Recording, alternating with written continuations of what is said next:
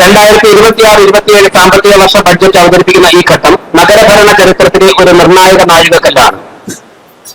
പുതിയ ഭരണസമിതിയുടെ ആദ്യ ബഡ്ജറ്റ് എന്ന നിലയിൽ ഇത് ഒരു സാമ്പത്തിക രേഖ മാത്രമല്ല, ഭരണത്തിന്റെ മൂല്യങ്ങൾ, ദിശാബോധവും മുൻഗണനയും ഉത്തരവാദിത്ത ബോധവും വ്യക്തമാക്കുന്ന ഒരു പ്രഖ്യാപനമാണ് ഇവിടെ നടത്തുന്നത്. ആദ്യത്തെ ബഡ്ജറ്റ് ഇന്ന് അവതരിപ്പിച്ചു. അതിൽ തന്നെ പറഞ്ഞിട്ടുണ്ട്, കേവലം ഒരു വർഷത്തേക്കുള്ള ഒരു സാമ്പത്തിക കണക്കല്ല, മറിച്ച് വലിയൊരു നാടിന്റെ ഒരു സ്വപ്നമാണ് ആ ബഡ്ജറ്റിലൂടെ പ്രതിഫലിച്ചിരിക്കുന്നത്. അതിൽ ഒരു കോർപ്പറേഷന് ഓരോ വർഷവും അനുവദിക്കേണ്ട പ്രവർത്തനങ്ങളിൽ, നിർമ്മാണ പ്രവർത്തനങ്ങളിലും അതോടൊപ്പം തന്നെ വികസന പ്രവർത്തനങ്ങളിലും ക്ഷേമ പ്രവർത്തനങ്ങൾക്കും ആവശ്യമായ പദ്ധതികളൊക്കെ തന്നെ 2026-27 സാമ്പത്തിക വർഷത്തിന്റെ പശ്ചാത്തലത്തിൽ കൃത്യമായിട്ട് അനുവദിച്ചിട്ടുള്ളപ്പോൾ തന്നെ നിരവധി മേഖലയിൽ ജനങ്ങൾക്ക് പ്രതീക്ഷ നൽകാൻ വേണ്ടി ഈ ബഡ്ജറ്റിലൂടെ സാധിച്ചു. ഒരുപക്ഷെ ചരിത്രത്തിൽ ഒരു തദ്ദേശ സ്വയംഭരണ സ്ഥാപനവും ഏറ്റെടുത്തിട്ടില്ലാത്ത തരത്തിലുള്ള ഒരുപക്ഷെ ചലഞ്ച് എന്ന് പറയാം, അല്ലെങ്കിൽ ഉത്തരവാദിത്വം എന്ന് പറയാം, അതാണ് തിരുവനന്തപുരം കോർപ്പറേഷൻ ഏറ്റെടുത്തിരിക്കുന്നത്. നമുക്കറിയാം, നമ്മുടെ നാട്ടിൽ ഏറ്റവും കൂടുതൽ ജനങ്ങൾ ആവശ്യപ്പെടുന്ന ഒന്നാണ് സ്വന്തമായി ഒരു കിടപ്പാടമില്ല എന്നുള്ളത്. പലർക്കും ഭൂമിയുണ്ട്, വീട് വയ്ക്കാൻ പണമില്ല. കുറെ പേർക്ക് ഭൂമിയുമില്ല, വീടുമില്ല. അപ്പോ കഴിഞ്ഞ ഈ പുതിയ ഭരണസമിതി ചുമതലയിൽ ഏറ്റതിനു ശേഷം ഞങ്ങളുടെ മുൻപിൽ, മേയറുടെ മുൻപിലും ഡെപ്യൂട്ടി മേയറുടെ മുൻപിലും സ്റ്റാൻഡിംഗ് കമ്മിറ്റി ചെയർമാൻമാരുടെ മുൻപിലും ഒക്കെ തന്നെ വന്നിട്ടുള്ള ആവശ്യക്കാരിൽ ഏറ്റവും കൂടുതൽ വീടില്ലാത്തവരാണ്, പട്ടിണി പാവങ്ങളാണ്. അതിൽ ഞാൻ പറഞ്ഞ 2 കാറ്റഗറി ആൾക്കാരുണ്ട്. സ്ഥലം ഒക്കെ ഉണ്ട്, കോർപ്പറേഷനിൽ നിന്നും ഒക്കെ കിട്ടിയ സ്ഥലമുണ്ട്, പക്ഷേ അടുത്ത ഘട്ടം വീട് വയ്ക്കാൻ പണമില്ല. മറ്റുള്ളവർക്ക് സ്ഥലവും ഇല്ല, വീടുമില്ല. അപ്പൊ ഇക്കാര്യങ്ങളെ കുറിച്ച് ഭരണസമിതി കഴിഞ്ഞ 2 മാസത്തിനിടയ്ക്ക് വളരെ ഗൗരവമായി ചർച്ച ചെയ്യുകയും ഈ പ്രശ്നം പരിഹരിക്കണമെന്നുള്ള ഒരു ധാരണയിൽ ഞങ്ങൾ എത്തുകയും ചെയ്തു. അതിന്റെ അടിസ്ഥാനത്തിൽ ഇപ്പോൾ ഡൽഹിയിലേക്ക് തിരുവനന്തപുരം കോർപ്പറേഷനിലെ 50 കൗൺസിലർമാർ നടത്തിയ യാത്രയിൽ ഉൾപ്പെടെ പല കാര്യങ്ങളും ഗൗരവമായി ചർച്ച ചെയ്തിട്ടുണ്ട്. പല കേന്ദ്രമന്ത്രിമാരും ഒക്കെ ആയിട്ട് ചർച്ച ചെയ്തിട്ടുണ്ട്. അതിന്റെ അടിസ്ഥാനത്തിൽ ഞങ്ങൾ രേഖകൾ പരിശോധിച്ചപ്പോൾ തിരുവനന്തപുരം കോർപ്പറേഷനിൽ 2000 പേർക്ക്, ഭവനരഹിതരായ 2000 പേർക്ക് ഭൂമി കിട്ടി. അവർക്ക് ഡോക്യുമെന്റ്സ് ഒക്കെ ഏറെക്കുറെ റെഡി ആയിട്ടുണ്ട്. അടുത്ത എഗ്രിമെന്റ് വെച്ച് കഴിഞ്ഞാൽ അവർക്ക് വീട് വയ്ക്കാനുള്ള അവസ്ഥയിലാണ്. അവർക്കതിന് സാധിക്കാത്തത് കേന്ദ്ര സർക്കാരിന്റെ പ്രധാനമന്ത്രി ആവാസ് യോജന PMAY പദ്ധതിയുടെ 2ാം ഘട്ടം സംസ്ഥാന സർക്കാർ ഒപ്പിടുന്നില്ല. PMAY പദ്ധതിയുടെ ലോഗോ ഉണ്ട്. അത് ഏതൊരു പദ്ധതിക്കും ഒരു എംബ്ലം ഉണ്ടാവും, ഒരു ലോഗോ ഉണ്ടാവും. ഇപ്പൊ തിരുവനന്തപുരം കോർപ്പറേഷൻ എംബ്ലം ഉണ്ട്, സംസ്ഥാന സർക്കാരിനുണ്ട്. അതുപോലെ ഒരു പദ്ധതിക്ക്, ഒരു പ്രോജക്റ്റിന് ഒരു എംബ്ലം. ആ എംബ്ലം അംഗീകരിക്കാൻ സംസ്ഥാന സർക്കാർ തയ്യാറാത്തത് കൊണ്ടാണ്, സംസ്ഥാന സർക്കാരിന്റെ പിടിവാശി കൊണ്ടാണ് കേരളത്തിലെ ലക്ഷക്കണക്കിന് ആൾക്കാർക്ക്, അർഹരായവർക്ക് വീട് കിട്ടാത്തത്. ഇപ്പോൾ കേന്ദ്ര സർക്കാരിന്റെയും കയ്യിലും സംസ്ഥാന സർക്കാരിന്റെ കയ്യിലും അതാത് കോർപ്പറേഷന്റെയും പഞ്ചായത്തുകളുടെയും കീഴിലൊക്കെ തന്നെ അവരവരുടെ വിഹിതമുണ്ട്, പണമുണ്ട്. പക്ഷേ സംസ്ഥാന സർക്കാരിന്റെ ഒരു രാഷ്ട്രീയ പിടിവാശിയാണ് ഈ കരാറിൽ ഒപ്പിടാത്തത്. അതുകൊണ്ട് സാധാരണക്കാരായ ജനങ്ങൾ വർഷങ്ങളായി ദുരന്തവും ദുരിതവും അനുഭവിക്കുകയാണ്. പലരും മരണപ്പെട്ടു. ഒരു വീട് സ്വന്തമായ ഒരു സ്വപ്നം എന്നുള്ളവർ അത് നടപ്പിലാക്കാൻ പറ്റാതെ സംസ്ഥാന സർക്കാരിന്റെ ഒരു പിടിവാശി കൊണ്ട് അവർ മരണപ്പെട്ടവർ പലരും ഉണ്ട്. അപ്പോൾ തിരുവനന്തപുരം കോർപ്പറേഷന് ഈ കണ്ണീര് കണ്ടുകൊണ്ടിരിക്കാൻ സാധ്യമായതുകൊണ്ട് ഞങ്ങൾ ആ ഉത്തരവാദിത്വം ഏറ്റെടുക്കുകയാണ്. സംസ്ഥാന സർക്കാർ പദ്ധതിയിൽ ഒപ്പിട്ടില്ലെങ്കിലും പദ്ധതി മുടങ്ങരുത് എന്ന ഉദ്ദേശത്തോടു കൂടി ഞങ്ങൾ ഇപ്പോൾ തിരുവനന്തപുരം കോർപ്പറേഷനിൽ ഭൂമി ലഭിച്ചിട്ടുള്ള മറ്റുള്ള രേഖകളൊക്കെ തയ്യാറായിട്ടുള്ള 2000 പേർക്ക് തിരുവനന്തപുരം കോർപ്പറേഷൻ മുൻകൈയെടുത്ത് വീട് കൊടുക്കാൻ തീരുമാനിച്ചിരിക്കുകയാണ്. നമ്മുടെ നാട്ടിൽ ഒരു കോർപ്പറേഷൻ ഇത്തരത്തിൽ ഒരു ഉത്തരവാദിത്വം ഏറ്റെടുക്കുന്നത് ചരിത്രത്തിൽ ആദ്യമായിട്ടാണ്. അപ്പോൾ PMAY എന്നുള്ളൊരു പദ്ധതി നിലവിലുള്ളത് കൊണ്ട് ഞങ്ങൾ ആ പദ്ധതിക്ക് ഡെപ്യൂട്ടി മേയർ അത് അവതരിപ്പിച്ചപ്പോഴേക്കും വ്യക്തമായിട്ട് പറഞ്ഞു, PMBY, പ്രധാനമന്ത്രി ഭവൻ യോജന, പ്രധാനമന്ത്രി ആവാസ് യോജന എന്നുള്ളത് പ്രധാനമന്ത്രി ഭവൻ യോജന എന്നുള്ള തരത്തിൽ തിരുവനന്തപുരം കോർപ്പറേഷൻ നടപ്പിലാക്കാൻ ആരംഭിക്കുകയാണ്. ഇപ്പോൾ ഉള്ള 2000 പേർക്ക് കോർപ്പറേഷൻ വീട് കൊടുക്കും. അതിന് കേന്ദ്ര സംസ്ഥാന സർക്കാരുകളുടെ ഫണ്ട് ഏതെങ്കിലും തരത്തിൽ ലഭ്യമാകുമെങ്കിൽ ഞങ്ങൾ അതും പ്രയോജനപ്പെടുത്തും. ഇനി ലഭ്യമായില്ലെങ്കിലും ഇവർക്ക് കോർപ്പറേഷന്റെ നേതൃത്വത്തിൽ വീട് കൊടുക്കും. ഇതാണ് ഈ ബഡ്ജറ്റിൽ ആദ്യമായി പറയാനുള്ള ഒരു വ്യത്യസ്തത.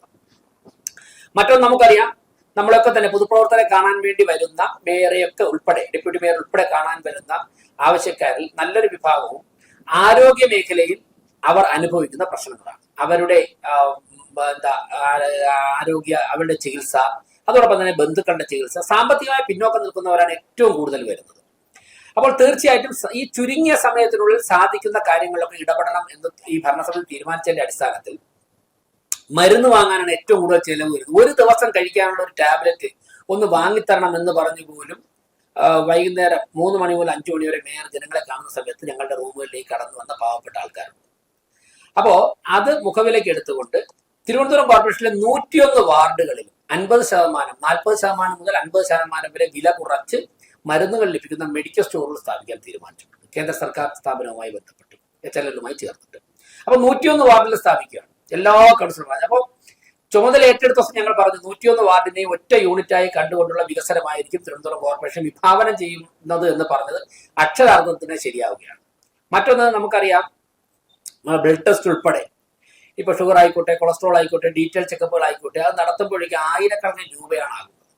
അതിന് ഏകദേശം അതിന്റെ പകുതി തുകയ്ക്ക് ടെസ്റ്റ് ചെയ്യാൻ കണക്കിന് 2 വാർഡുകൾ ചേർന്നുകൊണ്ട് ഒരു ലാബ്, ഹിന്ദ് ലാബിന്റെ സെന്ററുകൾ കോർപ്പറേഷന്റെ നേതൃത്വത്തിൽ ആരംഭിക്കുകയാണ്. അപ്പൊ 2 വാർഡുകൾക്ക് ചേർന്ന്, തൊട്ടടുത്തുള്ള 2 വാർഡുകൾക്ക് ചേർന്ന് ഒരു സെന്റർ എന്നുള്ള നിലയ്ക്ക് എവിടെയൊക്കെയാണെന്നുള്ള പിന്നീട് 50 സെന്ററുകൾ ആരംഭിക്കാൻ HLL-മായി ധാരണയിലെത്തിയിട്ടുണ്ട്. അതോടൊപ്പം തന്നെയാണ് നമുക്കറിയാം ഇപ്പൊ CT സ്കാൻ, MRI സ്കാൻ ഒക്കെ തന്നെ പ്രൈവറ്റ് സ്ഥാപനങ്ങളിൽ പോയി കഴിഞ്ഞാൽ 10,000-കണക്കിന് രൂപയാണ് ആകുന്നത്. എന്നാൽ മെഡിക്കൽ കോളേജിലൊക്കെ എടുക്കുകയാണെന്നുണ്ടെങ്കിൽ മാസങ്ങൾ കഴിഞ്ഞിട്ടാണ് അതിന്റെ ഡേറ്റ് കിട്ടുന്നത്. അപ്പോഴേക്കും അസുഖം പലപ്പോഴും കുറെ കൂടി അത് രൂക്ഷമാകുന്ന സാഹചര്യമുണ്ട്. പലരും സ്കാനിങ് ഡേറ്റ ഒന്ന് പ്രീപോൺ ചെയ്ത് തരണം എന്ന് പറഞ്ഞിട്ട് റെക്കമെൻഡേഷന് വേണ്ടി നമ്മൾ എടുത്തു വരാറുണ്ട്. അപ്പോൾ മറ്റൊരാളുടെ സാധ്യതയാണ് അവിടെ മുടങ്ങുന്നത്. അതുകൊണ്ടും അതിനൊരു പരിമിതിയുണ്ട്. അപ്പോൾ കോർപ്പറേഷൻ സ്റ്റിയറിംഗ് കമ്മിറ്റി വളരെ സൂക്ഷ്മമായിട്ട് ചർച്ച ചെയ്തു. കേന്ദ്ര ഗവൺമെന്റ് സ്ഥാപനങ്ങളുമായിട്ടൊക്കെ ചർച്ച ചെയ്തതിന്റെ അടിസ്ഥാനത്തിൽ സ്കാനിങ് സെന്ററുകൾ തുടങ്ങാൻ തീരുമാനിച്ചു. 1-ൽ കൂടുതൽ എണ്ണം തുടങ്ങാൻ തീരുമാനിച്ചിട്ട് കോർപ്പറേഷൻ നേതൃത്വം. അപ്പോൾ ഏകദേശം പകുതി റേറ്റിന് 10,000 രൂപയ്ക്ക് ചെയ്തുകൊണ്ടിരിക്കുന്ന സ്കാനിങ് അവർക്ക് 5,000-6,000 രൂപയ്ക്കകത്ത് ചെയ്യാൻ സാധിക്കും. ആരോഗ്യ മേഖലയിൽ ഇത് 3-മാണ് ഏറ്റവും പ്രധാനപ്പെട്ട ഹൈലൈറ്റുകളായിട്ട് വരുന്നത്.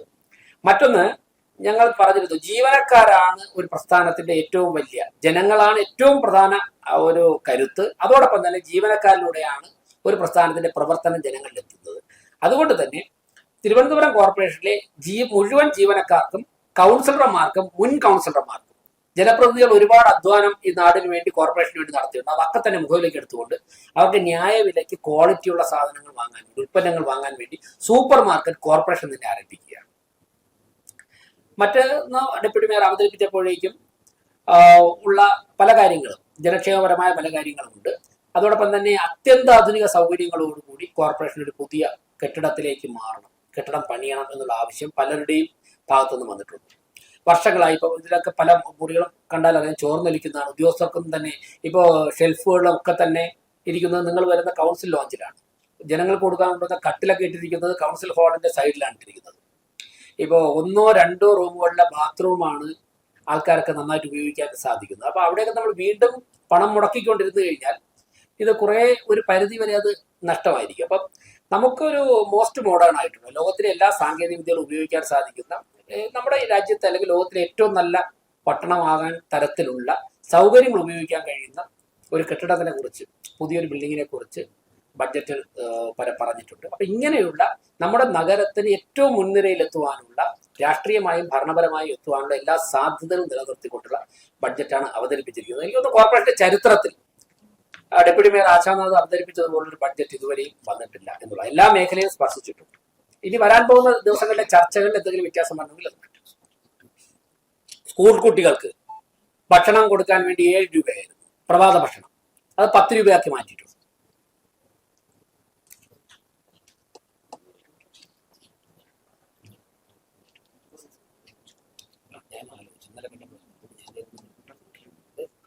അഡർ ക്യാൻ്റെ കാര്യം നോട്ട് ചെയ്ത് കാണുമല്ലോ. 20 രൂപയ്ക്ക് നമുക്ക് എല്ലാവർക്കും മികച്ച ഭക്ഷണം കിട്ടുന്ന തരത്തിലുണ്ടാകും.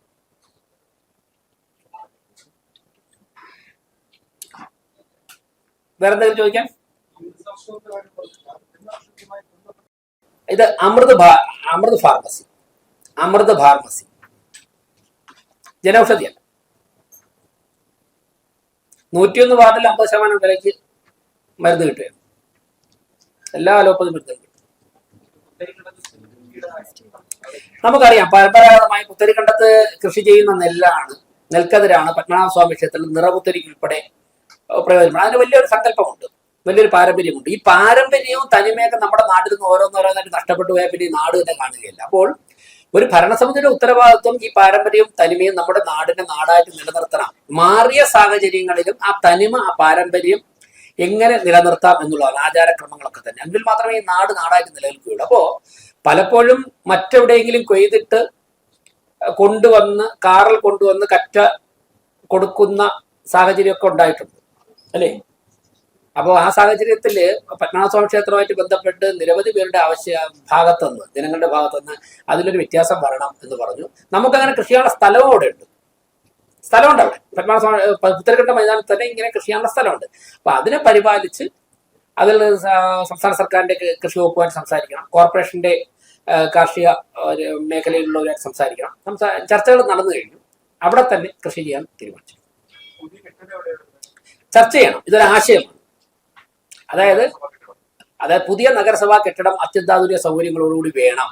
ഇപ്പൊ മാധ്യമ പ്രവർത്തകർ വന്നു കഴിഞ്ഞാൽ മാധ്യമ പ്രവർത്തകർക്കും കാലം മാറിയതനുസരിച്ചിട്ട് പ്രവർത്തിക്കുവാൻ കുറെ കൂടെ സൗകര്യം വേണമെന്നുള്ള ഞങ്ങളുടെ അഭിപ്രായം. അതോടൊപ്പം തന്നെ ഉദ്യോഗസ്ഥർ പലരും ഇരിക്കുന്നത് ആ ബാൽക്കണിയുടെ ഇടനാഴിയിലാണ് ഗസറ്റ് ഓഫീസർമാർ ഉൾപ്പെടെയുള്ള ഉദ്യോഗസ്ഥർ വർക്ക് ചെയ്യുന്നത്. അവരുടെ വളരെ കോൺഫിഡൻഷ്യൽ ആയിട്ടുള്ള റിപ്പോർട്ടുകളും ലാപ്ടോപ്പ് ഉൾപ്പെടെയുള്ള ഉപകരണങ്ങളും ഒക്കെ തന്നെ പലപ്പോഴും അത്ര സുരക്ഷിതമല്ല. അതുകൊണ്ടാണ് കോർപ്പറേഷൻ ഓഫീസുകളിൽ നിന്ന് രേഖകളൊക്കെ തന്നെ നഷ്ടപ്പെട്ടു പോകുമോ, ഇങ്ങനെയൊക്കെയുള്ള ആശങ്കകളും സംശയങ്ങളും ഉണ്ട്. പിന്നെ ചോർന്നിരിക്കുന്നുണ്ട്. തൊട്ടപ്പുറത്തുള്ള റൂമിലൊക്കെ നിങ്ങൾ പോയി കഴിഞ്ഞാൽ ഈ കമ്പ്യൂട്ടർ വയ്ക്കുന്നു, ഇതുപോലെ തന്നെ മറ്റുള്ള ഉപകരണങ്ങൾ വയ്ക്കുന്നു, ഇലക്ട്രോണിക് ഉപകരണങ്ങൾ വയ്ക്കുന്നു. അതിലൊക്കെ ഇപ്പം മഴക്കാലമായി കഴിഞ്ഞാൽ ചോരുകളിലൂടെ വെള്ളം ചോർന്നിട്ട് ഈ എല്ലാ ലക്ഷക്കണക്കിന് വരുന്ന ഉപകരണങ്ങൾ നഷ്ടപ്പെടുന്നു. അപ്പോൾ സ്വാഭാവികമായിട്ടും അങ്ങനെയൊക്കെ വരുമ്പോൾ കാലാനുസൃതമായിട്ട് പരിഷ്കരണങ്ങൾ വേണം. പിന്നെ സോണൽ ഓഫീസുകളിൽ പോയി കഴിഞ്ഞാൽ പല സോണൽ ഓഫീസുകളും ജീർണിച്ച അവസ്ഥയിലാണ്. ഇപ്പോൾ റിവ്യൂ മീറ്റിംഗ് ഒക്കെ നടത്തുമ്പോഴേക്കും ഉദ്യോഗസ്ഥർ ജോലി ചെയ്യാൻ തയ്യാറാണ്, അവർ ഇഫക്റ്റീവായിട്ട് ദേ റെഡി. പക്ഷെ അവർ പറഞ്ഞ് ഞങ്ങൾ ഇരുന്ന് ജോലി ചെയ്യാനുള്ള സൗകര്യം അവിടെ പലയിടത്തും ഇല്ല.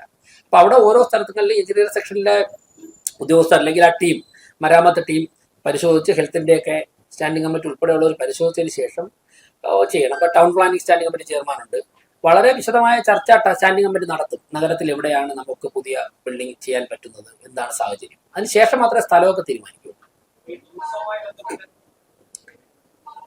അത് ഞങ്ങൾ നേരത്തെ തന്നെ പറഞ്ഞിരുന്നു. രാഷ്ട്രീയ നേതൃത്വവും ഉദ്യോഗസ്ഥരും തീരുമാനങ്ങൾ എടുക്കുന്നതിൽ ഒരു ഘടകമാണെങ്കിലും ഈ നഗര ഡെവലപ്മെന്റിന്റെ എക്സ്പെർട്ടുകളുടെ ഒരു ഒപ്പീനിയൻ കൂടി എടുക്കണമെന്നൊരു ആഗ്രഹം നമുക്കുണ്ട്. അപ്പോൾ ഒരു എക്സ്പെർട്ട് ഒപ്പീനിയൻ കൂടി ശേഖരിച്ചുകൊണ്ട് നമുക്കൊരു 50 വർഷം മുന്നിൽ കണ്ടുകൊണ്ട്, ഏറ്റവും കുറഞ്ഞത് ഒരു 50 വർഷം കൂടി മുന്നിൽ കണ്ടുകൊണ്ടുള്ള ഒരു പദ്ധതിയാണ് കെട്ടിടത്തിൻ്റെയൊക്കെ കാര്യത്തിൽ രൂപീകരിക്കേണ്ടത്. അപ്പോൾ കുറച്ചുകൂടി ഈ മേഖലയിൽ ഞങ്ങളെക്കാൾ പരിചയസമ്പന്നരാണ്. കാരണം നമ്മൾ ചെലവാക്കുന്ന പണം ഒരു രൂപ പോലും നഷ്ടപ്പെടാൻ പാടില്ല. പൊതുജനത്തിന്റെ പണമാണ്, തലമുറകൾക്ക് ഗുണപ്പെടണം. ഒരു നിമിഷ നേരത്തേക്കോ 2 വർഷത്തേക്കോ കയ്യടി കിട്ടുവാനുള്ള തരത്തിലാകരുത് പണം മുടക്കുന്നത്, ഗവൺമെന്റിന്റെ പണം അല്ലെങ്കിൽ ജനങ്ങളുടെ പണം. അപ്പൊ എക്സ്പെർട്ടുകളുമായി ഇവിടെ ചർച്ച ചെയ്തുകൊണ്ട് വേണം അക്കാര്യങ്ങൾ തീരുമാനിക്കാം, എന്നിട്ട് പറയാൻ ഡീറ്റെയിൽ. ഓക്കെ, ഇപ്പോ അതാണ് നിങ്ങളുടെ അടുത്ത് വരാൻ വേണ്ടി കുറച്ച് സമയം ഒന്ന് വൈകിയത്. സർവകക്ഷി യോഗം ചേർന്നിരുന്നു. എല്ലാ സ്റ്റാൻഡിംഗ് കമ്മിറ്റി ചെയർമാൻമാരും LDF, UDF, NDAയുടെ പാർലമെന്ററി പാർട്ടി നേതാക്കന്മാരും മുതിർന്ന എല്ലാ ഘടകകക്ഷികളുടെയൊക്കെ നേതാക്കന്മാരും ഉൾപ്പെടെ ഞങ്ങളിപ്പോൾ മേയറുടെ ചേംബറിൽ സർവകക്ഷി യോഗം ചേർന്നിരുന്നു. അതിന്റെ അടിസ്ഥാനത്തിൽ കോർപ്പറേഷൻ ആവശ്യമുണ്ട്. അപ്പോൾ ഈ പ്രതിസന്ധി ഉണ്ടാകാൻ സാധ്യതയുണ്ട് എന്നുള്ളത്, ഇല്ലെങ്കിൽ സാധ്യത ഉണ്ടാകുമോ എന്ന് മുന്നിൽ കണ്ടുകൊണ്ട് തിരുവനന്തപുരം ജില്ലയിൽ നിന്ന് ടാങ്കറുകൾ മാത്രം കൊണ്ട് മതിയാകില്ലെങ്കിൽ സമീപ ജില്ലകളിൽ നിന്ന്, കൊല്ലം ജില്ലയിൽ നിന്നും കൂടി ടാങ്കറുകൾ വാടകയ്ക്ക് എടുക്കുവാനും പരമാവധി എത്ര ടാങ്കർ കുടിവെള്ളമായിരിക്കും നമുക്ക് ആവശ്യം, അങ്ങനെ ഒരു ക്രൈസിസ് വന്നാൽ എന്ന് കണക്ക് കൂട്ടി അതിനനുസരിച്ച് സ്റ്റാൻഡ് ബൈ ആയി കുടിവെള്ളവുമായി ടാങ്കറുകളെ തയ്യാറാക്കാനും തീരുമാനിച്ചിട്ടുണ്ട്.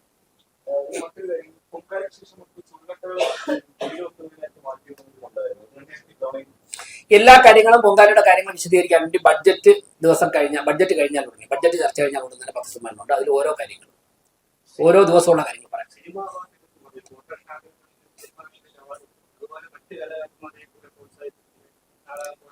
അതിനുവേണ്ടി പറഞ്ഞിട്ടുണ്ട്. കലാമേഖലയെ കുറിച്ചുള്ള പ്രത്യേക പരാമർശം, അതിന്റെ ഡീറ്റെയിൽ കാര്യങ്ങൾ ചർച്ചയിൽ ഡിസ്കഷനിൽ വരും.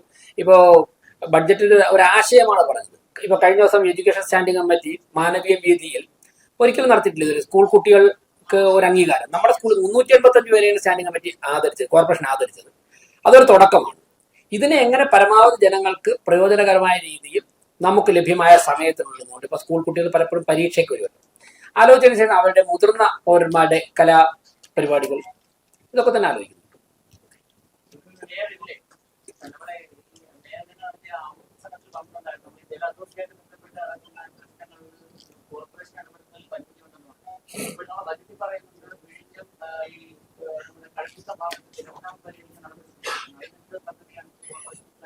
അതിന് കോർപ്പറേഷന് ഇപ്പോ ചെയ്യാൻ പറ്റുന്ന രണ്ട് കാര്യങ്ങളാണ്.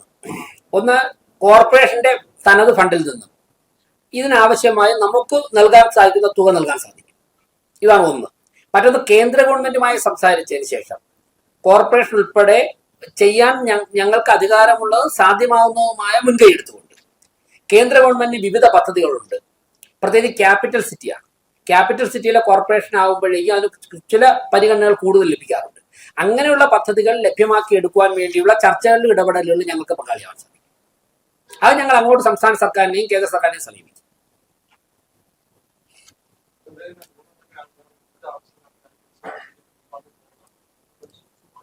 പ്രഖ്യാപിച്ചിട്ടുണ്ടല്ലോ. തിരുവനന്തപുരം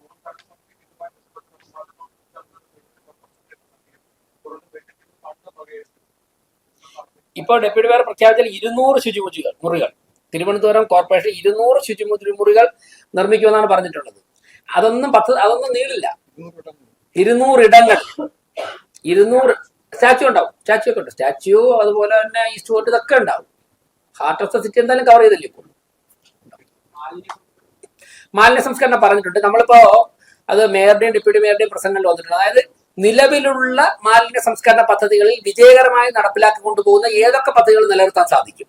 നമ്മൾ പണം മുടക്കിയിട്ടുണ്ടല്ലോ, ഫണ്ട് ചെലവഴിച്ചിട്ടുണ്ടല്ലോ. അപ്പൊ അതിൽ ഏതൊക്കെ പദ്ധതികളാണ് നമുക്ക് നിലനിർത്താൻ സാധിക്കുന്നത്, ആ പദ്ധതികൾ നിലനിർത്തും. ആ പദ്ധതികൾ നമ്മൾ നിലനിർത്താൻ വേണ്ടി എല്ലാ കാര്യങ്ങളും ചെയ്യുന്നതോടൊപ്പം തന്നെ സാങ്കേതിക വിദ്യ മാറിയ സാഹചര്യത്തിൽ അതിലിപ്പോ ഗോവ വളരെ മനോഹരമായി അപ്രീഷിയേറ്റ് ചെയ്യപ്പെട്ട ഒരു പദ്ധതിയാണ് ഇൻഡോർ. ബഹുമാനപ്പെട്ട പ്രധാനമന്ത്രിയുടെ മണ്ഡലത്തിൽ നടക്കുന്ന പദ്ധതി, വാരണാസിയിലെ പദ്ധതി. പിന്നെയാണ് ഇൻഡോറിൽ ഇപ്പോൾ ഒരു 8 വർഷം നന്നായിട്ട് നടന്നു പോയിട്ടാണ് അവസാനം ഒരു ചെറിയൊരു കറക്ഷൻ എന്തോ വന്നിട്ടുണ്ട്. അത് കറക്റ്റ് റെക്ടിഫൈ ചെയ്ത് നന്നായിട്ട് പോകുന്നുണ്ട്. അപ്പൊ ഇതുപോലുള്ള പദ്ധതികൾ സാങ്കേതിക വിദ്യ മാറിയപ്പോഴേക്കും ലോകം തന്നെ അപ്രീഷിയേറ്റ് ചെയ്ത പദ്ധതികൾ മുമ്പോട്ട് പോകുന്നുണ്ട്. അപ്പൊ അതിൽ നമുക്ക് തിരുവനന്തപുരത്തിന്റെ പശ്ചാത്തലത്തിൽ ഏത് പദ്ധതി നടപ്പിലാക്കാൻ പറ്റും, അതിനെക്കുറിച്ച് നമ്മൾ ആലോചിക്കും.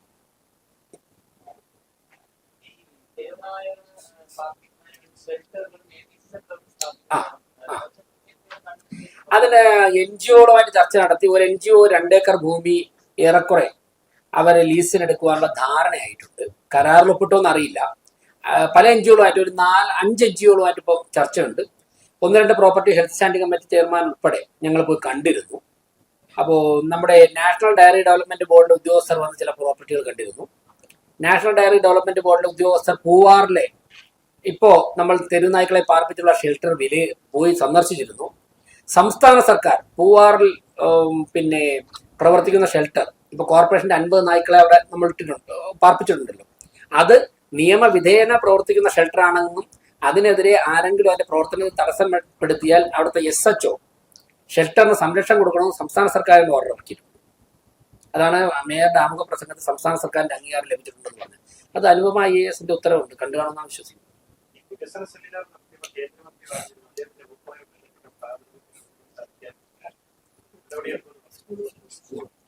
അതെ, സ്കൂളുകൾക്ക് ന്യൂനപക്ഷ ക്ഷേമ വകുപ്പിൽ നിന്നും സ്കൂളുകൾക്ക് ഫണ്ട് അനുവദിക്കുവാനുള്ള പ്രൊവിഷനുണ്ട്. ഇത്ര ശതമാനം ന്യൂനപക്ഷ ജനവിഭാഗങ്ങൾ ഉണ്ടാകണം ആ പ്രദേശത്ത് എന്നുള്ളതാണ്. 15% ഉണ്ടാവണമെന്നുള്ളതാണ്. അപ്പൊ അത് അങ്ങനെ സ്കൂൾ അപേക്ഷ നിന്ന് തുടങ്ങി. ബഹുമാനപ്പെട്ട കേന്ദ്രമന്ത്രിയുടെ പ്രഖ്യാപനം കേട്ടുണ്ട്, അപേക്ഷ നിന്ന് തുടങ്ങി. മറ്റു ചില പദ്ധതികൾ കൂടി ആ മിനിസ്ട്രിയായിട്ട് ചർച്ച നടക്കുന്നുണ്ട്. അത് അടുത്ത ഘട്ടങ്ങളിൽ പറയാം. ഓക്കെ,